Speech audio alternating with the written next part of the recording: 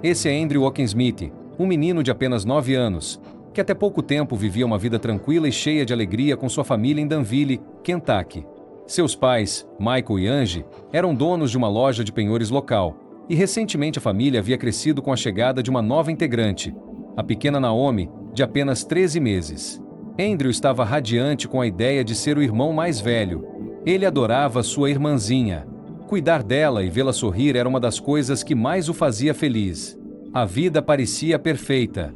A loja de penhores, a família unida e as manhãs ensolaradas em Danville davam a sensação de que nada poderia dar errado.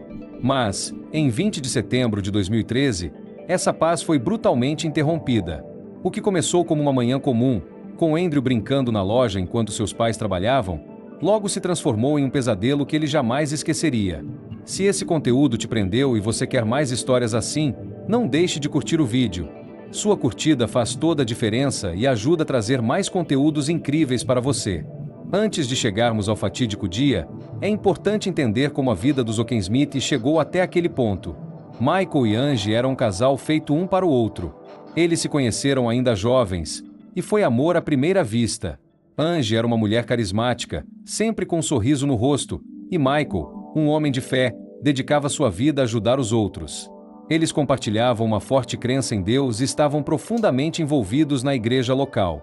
Michael trabalhava como pastor de jovens, conduzindo os adolescentes da comunidade em sua jornada espiritual. Ele era querido por todos, e sua fé era o pilar que sustentava sua família. No entanto, ser pastor de jovens não era suficiente para sustentar financeiramente a família, especialmente com a chegada de Naomi. O salário era modesto, e Michael sabia que precisava de outra fonte de renda para garantir o futuro de seus filhos. Foi então que surgiu uma oportunidade inesperada. Allen Keefe era uma figura respeitada na comunidade. Ele também era pastor, e seus sermões eram conhecidos por inspirar e tocar profundamente os corações das pessoas. Mas Keefe era um homem multifacetado. Além de pregar a palavra de Deus, ele também era dono de várias lojas de penhores. Isso poderia parecer estranho para alguns, já que pastores e negócios de penhores não costumam andar lado a lado, mas Keefe conseguia equilibrar esses dois mundos de maneira única. Ele comprava e vendia metais preciosos, vídeos, CDs e outros itens valiosos, e sua vida era uma mistura entre a Bíblia e o ouro. Para ele, Keefe era mais que um amigo, era um mentor, alguém em quem ele confiava profundamente. Andrew, ainda pequeno, via o pastor Keefe como uma figura quase familiar, como se fosse um tio. Então, quando Keefe ofereceu a Michael a chance de trabalhar em uma de suas lojas de penhores, ABC Gold Games and More, Michael viu isso como uma bênção. Era a oportunidade de garantir uma vida melhor para sua família, sem deixar de lado sua missão como pastor. A nova rotina dos Ockensmith. Com o novo trabalho na loja de penhores, as coisas começaram a melhorar para os Ockensmithians.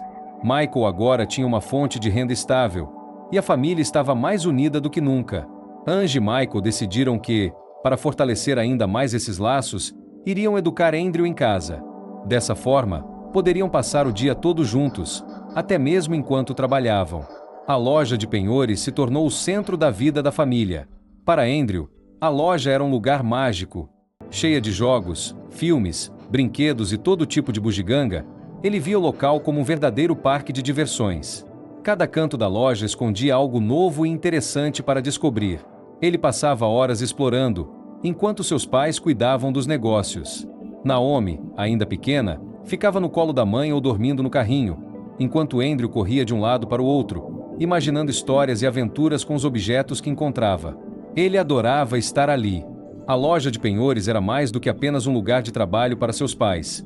Era como uma extensão de sua casa, um espaço onde ele se sentia seguro e feliz. A vida parecia perfeita, e os dias passavam tranquilos, até que, naquela manhã de setembro, tudo mudou.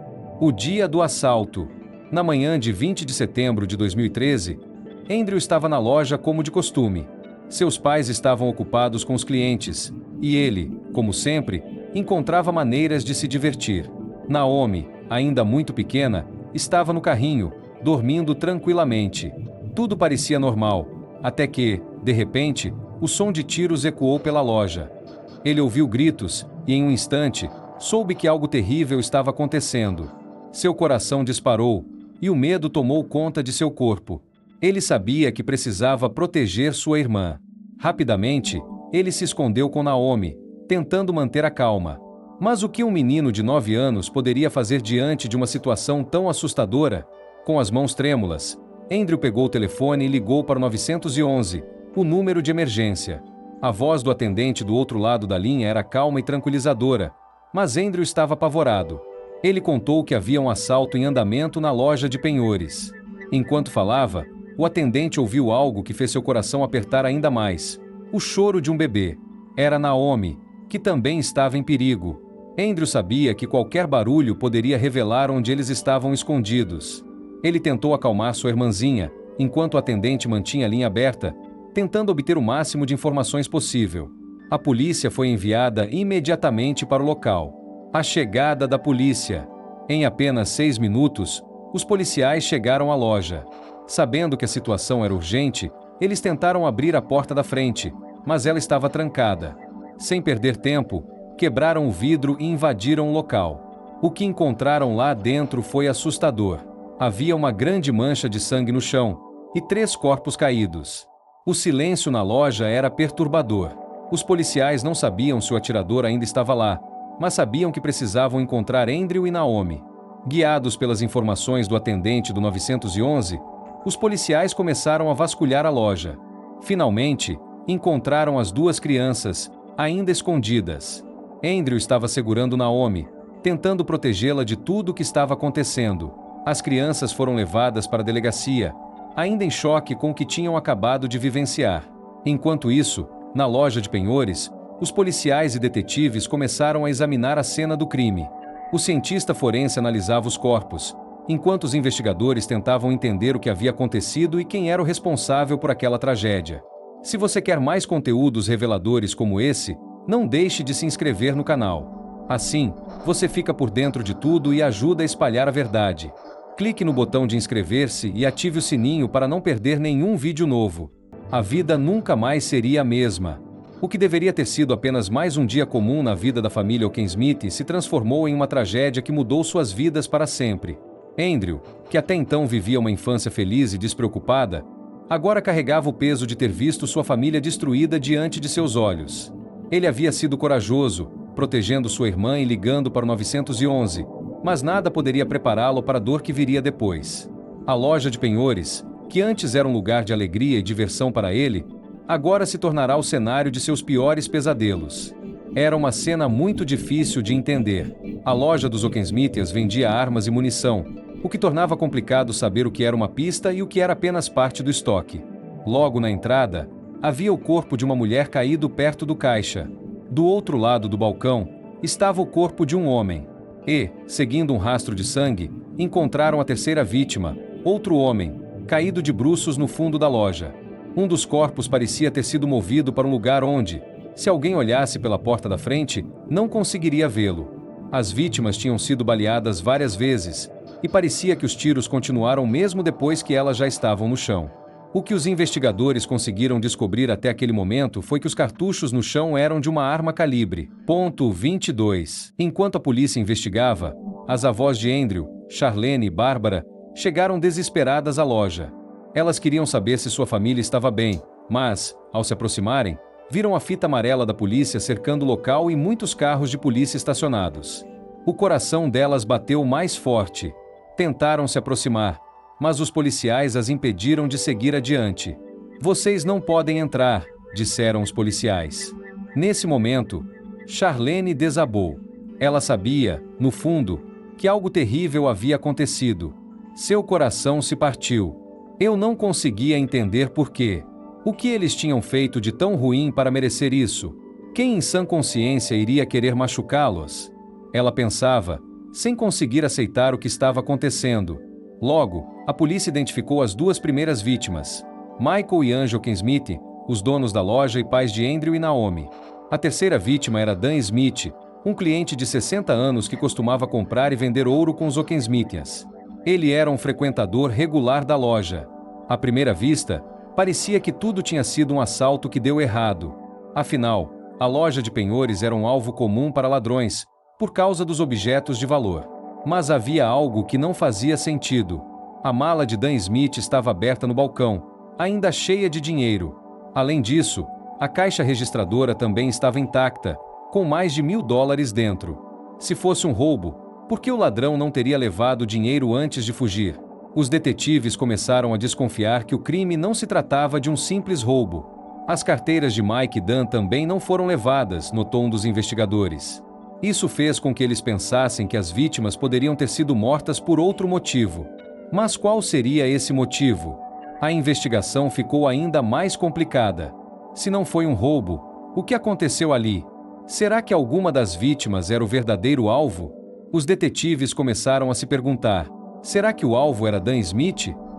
Dan Smith era conhecido por ser um comprador de ouro. Ele sempre carregava uma maleta cheia de dinheiro quando fazia suas visitas às lojas de penhores da região. A esposa de Dan contou à polícia que ele seguia uma rota específica em certos dias da semana. Ele passava no banco, pegava o dinheiro e, depois, visitava várias lojas de penhores para comprar ouro. No dia do crime, Dan havia visitado uma joalheria chamada Lawson Jewelers, em Arrodsburgo, a apenas 19 minutos da loja dos Ockensmithians. Ele entrou na loja com sua maleta, conversou com o atendente e parecia tranquilo, até rindo. Ele não tinha ideia do que estava prestes a acontecer. Menos de uma hora depois, ele estaria morto. Os detetives revisaram as imagens de segurança da joalheria, mas nada parecia fora do normal. Não havia ninguém suspeito observando Dan ou o seguindo. Nós realmente ficamos sem respostas nesse ponto, disse um dos investigadores. Quem era o verdadeiro alvo? A hipótese de que Dan Smith era o alvo principal não levou a lugar nenhum. Os detetives estavam sem pistas, sem suspeitos e sem respostas. O assassino ainda estava solta, e as famílias das vítimas estavam em luto. A notícia dos assassinatos rapidamente se espalhou por Danville e pelas cidades vizinhas, chocando toda a comunidade. A loja de penhores, que antes era um lugar de trabalho e convivência pacífica, agora era o cenário de um mistério sombrio e sem solução. Algo terrível aconteceu em Danville, uma cidade pequena e tranquila. 2 crianças ficaram sem os pais depois que eles foram assassinados dentro da loja de penhores da família, que ficava a poucos quarteirões do Center College. A tragédia foi ainda mais chocante porque uma das crianças, Andrew, teve que ligar para o 911 e proteger sua irmãzinha, Naomi, da violência que estava acontecendo. A cidade inteira está em choque, buscando respostas. Até o pastor Allen Keefe, que havia ajudado os Ockensmithians a entrar no negócio de penhores, ficou devastado. Ele escreveu nas redes sociais: "Nem consigo dormir, estou em choque com a perda dessas 3 grandes pessoas. Eu também conhecia o terceiro homem, ele era um cliente e um bom amigo." A polícia descobriu que o suspeito fugiu pela porta dos fundos da loja e depois desapareceu pelo beco. Eles estão desesperados por informações, pois o assassino ainda está solto, e até agora não tem um motivo claro ou um suspeito específico. Andrew, o menino que ligou para o 911, pode estar em perigo, mas ninguém sabe por quê. Por enquanto, ele e sua irmã estão sendo protegidos pela polícia e logo ficarão com os avós. Toda a cidade está perplexa. Quem poderia querer fazer algo tão horrível? Os policiais continuam investigando, tentando entender o que aconteceu, quando de repente uma nova pista surge.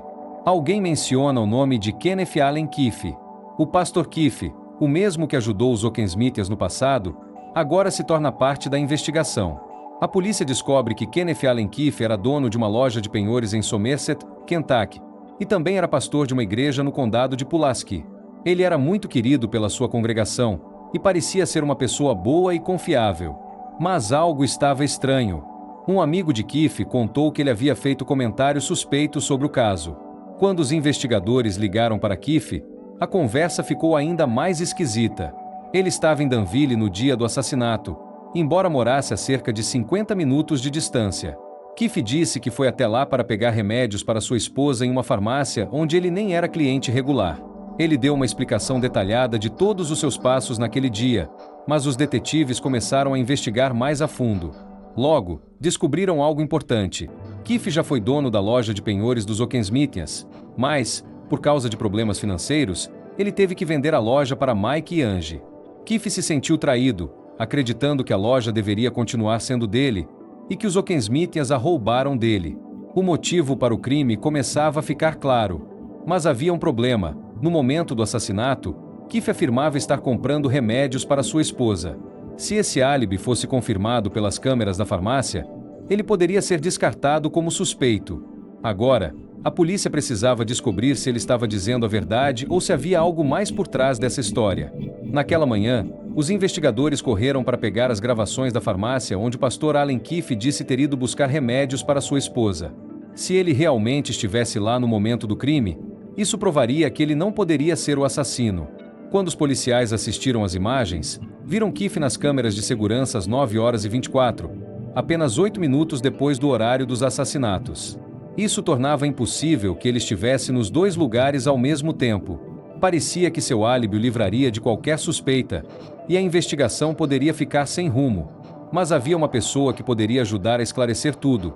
Andrew, o menino de 9 anos que sobreviveu ao ataque, ligou para o 911.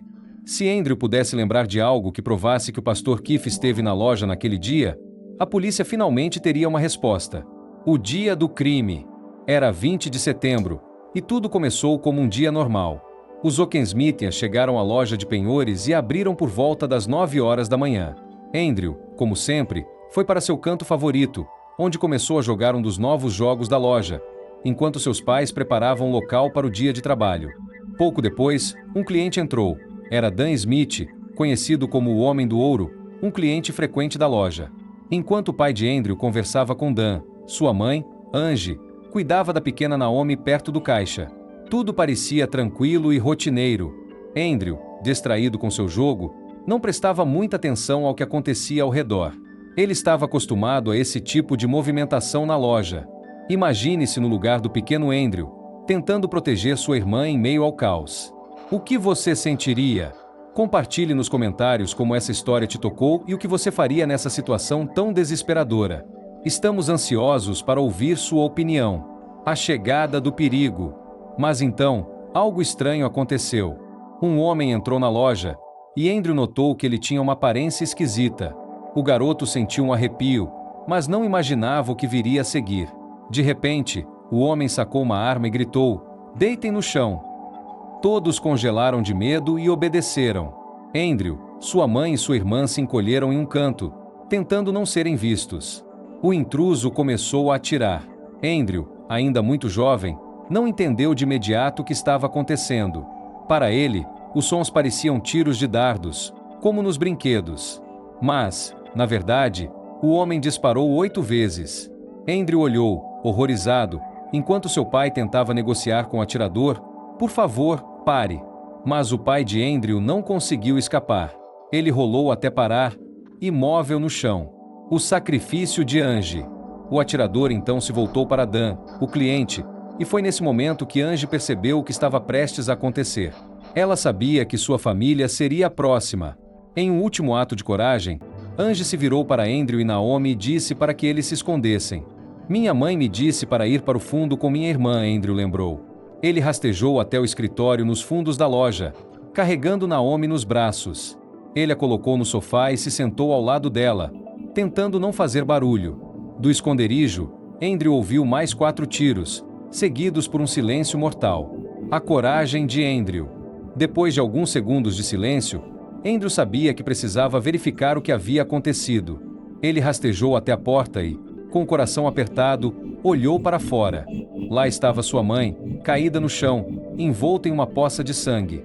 Devastado, ele voltou para o escritório, sabendo que agora ele e sua irmã eram os únicos que restavam. Naquele momento, a única coisa que importava para Andrew era proteger Naomi. Ele correu até o telefone do escritório e discou 911, esperando que a ajuda chegasse antes que o homem perigoso descobrisse onde eles estavam escondidos. Um menino de apenas 9 anos ligou para o 911 para contar que sua família havia sido morta. Mas o que ele fez antes disso é de partir o coração. Andrew, com muita coragem, pegou sua irmãzinha, que tinha apenas 14 meses, e a levou para o escritório da loja de penhores. Ele a escondeu e se deitou sobre ela, tentando protegê-la com seu próprio corpo. Graças à sua coragem e raciocínio rápido, ele e sua irmãzinha saíram fisicamente lesos daquele terrível dia. Por causa da lembrança detalhada de Andrew sobre o que aconteceu, a polícia começou a perceber que o álibi do pastor Keefe, o principal suspeito, não era tão sólido quanto parecia. De repente, todas as pistas começaram a se encaixar. O pastor Keefe tinha uma minivan prateada, e uma câmera de segurança tinha gravado um carro igual ao dele passando pela loja de penhores pouco antes e logo depois do tiroteio. Isso, junto com a ligação de Andrew para o 911, mostrou que era possível que Keefe tivesse ido tanto à loja quanto à farmácia no mesmo período de tempo. Sem essa informação, Keefe poderia ter escapado com seu álibi. Mas a polícia juntou todas as peças, e em 9 de outubro de 2013, 19 dias após os assassinatos, eles finalmente tinham provas suficientes para prendê-lo. Eles tinham mandados de busca para sua casa, sua igreja e sua loja de penhores em Somerset. Um investigador entrou na loja de Keefe como se fosse um cliente, e lá eles encontraram uma caixa de um dispositivo que pode ser transformado em um silenciador. Isso confirmou a suspeita de que um silenciador foi usado nos assassinatos, o que explicava o som estranho que Andrew descreveu quando seus pais foram baleados. Além disso, fora da loja, a polícia encontrou cápsulas de balas e um alvo que havia sido usado para a prática de tiro. As cápsulas de balas combinavam exatamente com as que foram encontradas na cena do crime. Finalmente, o pastor Keefe foi preso em sua própria loja de penhores, sem resistir. As famílias dos Ockensmithians e de Dan Smith ficaram aliviadas. O homem que eles um dia chamaram de amigo estava atrás das grades. Ele havia traído tudo o que representavam, mas a justiça finalmente foi feita. No entanto, algo ainda chocava todos. Como alguém poderia cometer assassinatos na sexta-feira e, no domingo, subir ao púlpito para pregar, especialmente na frente de 2 crianças que haviam perdido os pais? Isso fez todos pensarem: esse não era um pastor de verdade. Para evitar que Andrew e sua família passassem por um julgamento longo e doloroso, a promotoria ofereceu a Keefe um acordo para que ele evitasse a pena de morte. Enquanto isso, Andrew encontrou uma maneira de expressar sua dor. Ele começou a desenhar e criar histórias em quadrinhos. Apesar de ter passado por um trauma inimaginável, Andrew conseguiu salvar sua irmã e pedir ajuda. Seus pais sempre o ensinaram a ser forte e corajoso, e naquele dia, ele mostrou o quanto era parecido com eles. Meu pai fazia tudo parecer tão fácil. Ele era uma pessoa realmente incrível. Mesmo com o trágico fim de seus pais, eles conseguiram proteger o que era mais importante para eles: seus filhos. Em 26 de maio de 2017, Andrew acordou com uma mistura de emoções. Era seu 13º aniversário, um marco importante na vida de qualquer jovem, mas para ele, aquele dia carregava um peso muito maior. Não era apenas o dia em que ele se tornava oficialmente um adolescente, era também o dia em que o pastor Keefe, o homem responsável pela tragédia que havia devastado sua família, finalmente enfrentaria a justiça. Andrew se lembrava de cada detalhe daquela manhã. O céu estava limpo e o sol brilhava, mas dentro de si, ele sentia uma tempestade de sentimentos. Enquanto sua família amorosa o cercava, tentando tornar seu aniversário especial, ele sabia que o momento mais aguardado daquele dia não seria o bolo ou os presentes, mas a sentença que seria dada ao homem que havia destruído sua infância. O tribunal estava lotado. Andrew, sentado ao lado de sua irmã Naomi e outros familiares, observava em silêncio enquanto o juiz lia a sentença: prisão perpétua sem chance de liberdade condicional. O pastor Keefe, que um dia havia sido visto como um amigo da família, agora estava condenado a passar o resto de seus dias atrás das grades. Sua ganância e inveja, que o haviam levado a cometer atos tão horríveis, nunca mais machucariam ninguém. Quando a sentença foi dada, Andrew sentiu um peso ser levantado de seus ombros.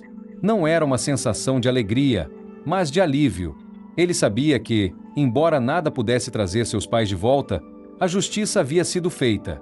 E isso, de certa forma, lhe dava uma sensação de paz. De volta para casa, o ambiente era diferente.